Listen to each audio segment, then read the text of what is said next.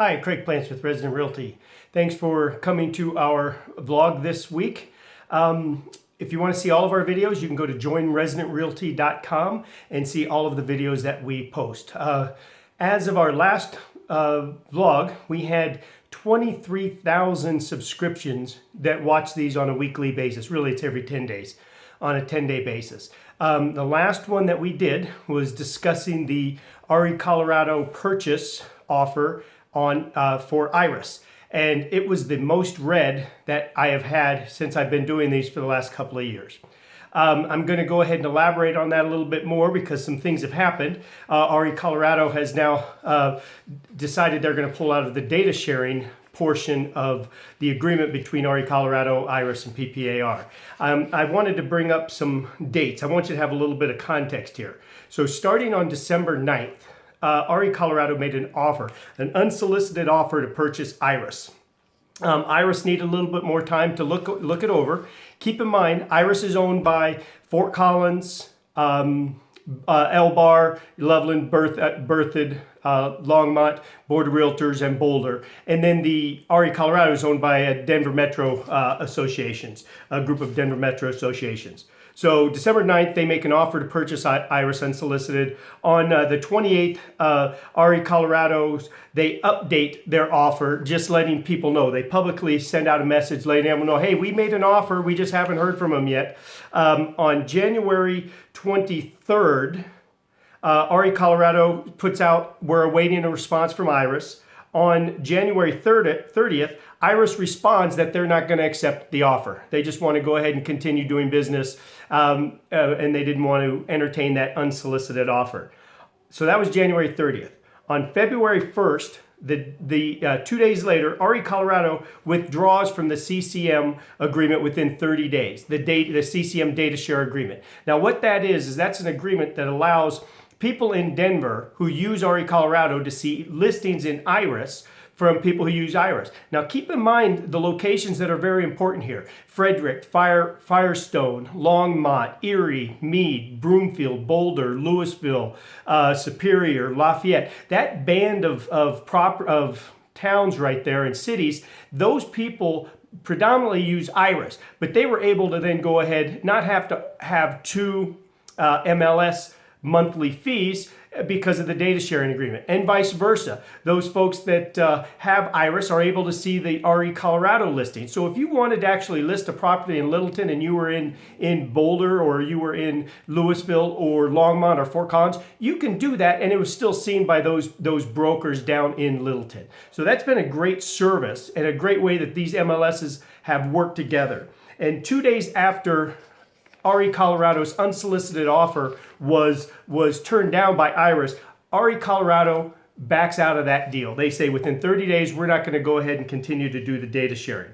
So I thought, and they put some reasons saying that it's not good for the agents. It's not good at all, really, to have more than one MLS that are serving our areas.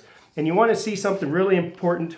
The very next day, February 2nd, Recolorado puts out a message that Recolorado is data sharing with ROCC, the Realtors of Central Colorado. So they're going to data share with another group around Salida because it's good for them, but they're going to walk away from the group that they've been doing for quite some time with Iris, and for those of us who have depended on it.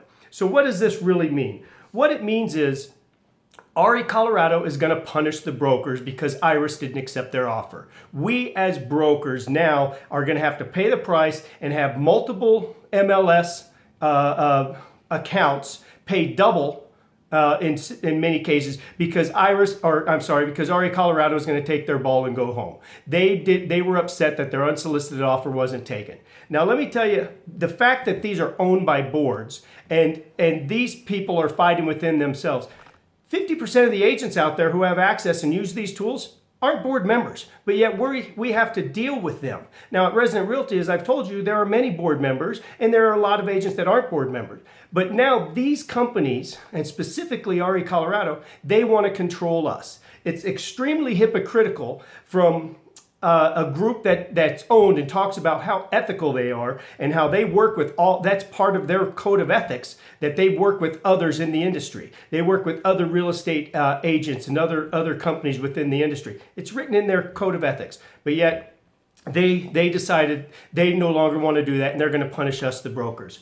Well, I don't think we as brokers need to take this line down. I think there's several things that we can do. I've actually got a survey below on this page. I'd be interested to see how many people have different ideas on what to do. So what are some of the options that we can go, where we can go from here? If RE Colorado doesn't want to continue playing nice with brokers in Northern Colorado and North Metro Denver, agents that are in Firestone, Frederick, Meade, those areas, then what can they do? Number one, a lot of the RE Colorado brokers who get this blog, you guys could just say, we don't agree with that either. We like the data sharing. And let RE Colorado know how you feel about it. Go to their Facebook page, go to their homepage, call them up and let them know that you like the data sharing because it makes your job as a broker better.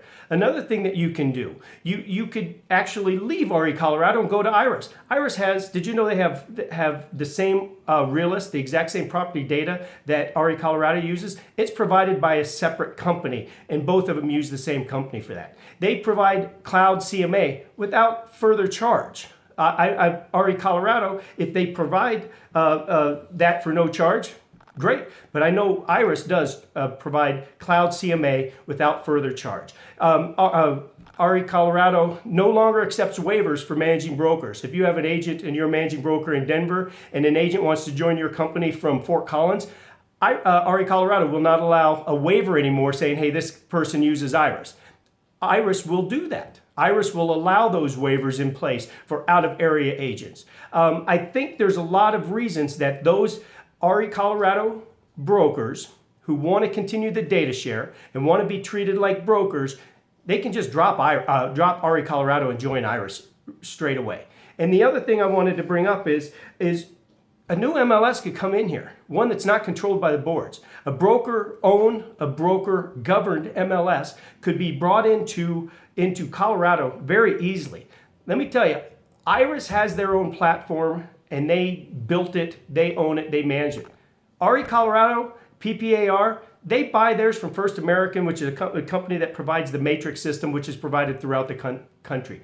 There are many MLS platforms. I've been involved in this since 1995, specifically with RE Colorado when they were called Metrolist and others. It would be very simple for a broker-governed and a broker-owned MLS to be brought into place and just take all of the market share from that, because they would be able to do it without gouging the brokers and bring a lot of brokers over.